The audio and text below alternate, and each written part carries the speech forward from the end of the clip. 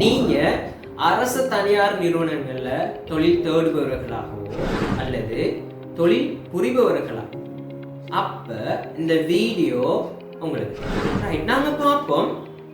ஏன் இந்த சிங்கள மொழி தொழில் தேடுபவர்களுக்கும் தொழில் புரிபவர்களுக்கும் தேவைன்னு சொல்லி உங்களுக்கு தெரியும்.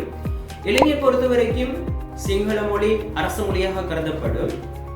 அதே மாதிரி சிங்கள மொழி தொடர்பாடல் ரீதியாக பாரிய பங்களிப்பு செஞ்சு கொண்டு இருக்கு.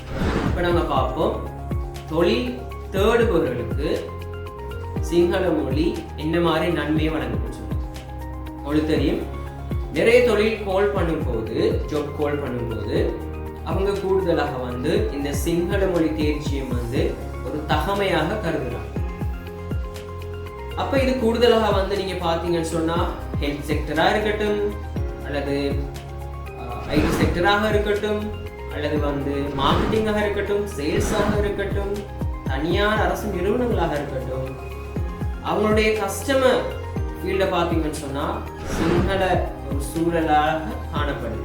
அந்த நேரத்துல அவங்க அவங்களுடைய எம்ப்ளாயி ஒரு சிங்கள மொழி தேர்ச்சி உள்ளவராக இருந்தா அதை அவங்க ஒரு முக்கியமான ஒரு விடயமாக கருதுவாங்க. அப்ப எங்களுக்கு ஒரு இன்டர்வியூக்கு போகும்போது இது எப்படி நமக்கு ஒரு நன்மை ஏற்படுத்துதுன்னு சொன்னா, உங்களுக்கும் இன்டர்வியூ பண்றவருக்கும் இடையில ஒரு தொடர்பாடு, ஒரு சிறந்த சூழல் அமைக்கிறதுக்கு இந்த சிங்கள மொழி பாரிய பங்களிப்பு ஏற்படுத்தும். அப்ப தொழில் தேடுபவர்களுக்கு என்ன மாதிரி நன்மையை வழங்குதுன்னு சொல்றது உங்களுக்கு வழங்கிருக்கு. அடுத்து நாங்க பார்க்க போறோம் இந்த தொழில் புரிபவர்களுக்கு எப்படிப்பட்ட நன்மைகளை நமக்கு தெரியுது. ரைட், இப்ப நீங்க ஒரு அரசு தனியார் நிறுவனங்கள் வேலை செய்றீங்கன்னு சொன்னா உங்களுக்கு நிறைய எம்ப்ளாயிஸ், உங்களுக்கு கீழே இருக்கிற எம்ப்ளாயிஸோட பேச வரும். அது சிங்கள மக்களாக இருக்கலாம் அல்லது தமிழர்களாக இருக்கலாம். கூடுதலாக சிங்கள மக்கள் இருக்குன்னு சொன்னா அவங்களுக்கு புரியக்கூடிய ஒரு மொழியை பயன்படுத்துறது சிறந்ததாக இருக்கு.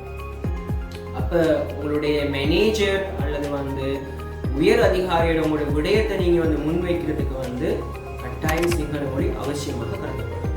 அப்ப அதோடாக ஒரு சிறந்த சூழல், மத்தாக்களுக்கு புரியக்கூடிய சூழலை ஏற்படுத்தக்கூடியதாக இருக்கு. அது உங்களுடைய தொழில் ஒரு உயர்வுக்கும் அல்லது தொழில் ரீதியான முன்னேற்றத்துக்கு ஒரு காரிய பங்களிப்பு செய்யக்கூடியதாக இருக்கு. அதே மாதிரி தொழில் தேடுபவர்கள், அதே மாதிரி தொழில் செய்பவர்களுக்கு இருக்கிற இன்னொரு நன்மை என்னன்னு சொன்னா, மற்ற மதத்தவர்கள்ட, உதாரணமாக சிங்கள மதத்தவர்கள்ட கலாச்சாரங்கள், அவங்களுடைய முறைகளை விளங்கி கொண்டு அவங்களுடைய தொடர்பை மேம்படுத்துறதுக்கு இது உறுதியாக இருக்கு. நீங்களும் வெறுமனை 35 நாட்கள்ல சிங்களம் பேச, எழுத, வாசிக்க வேண்டுமா?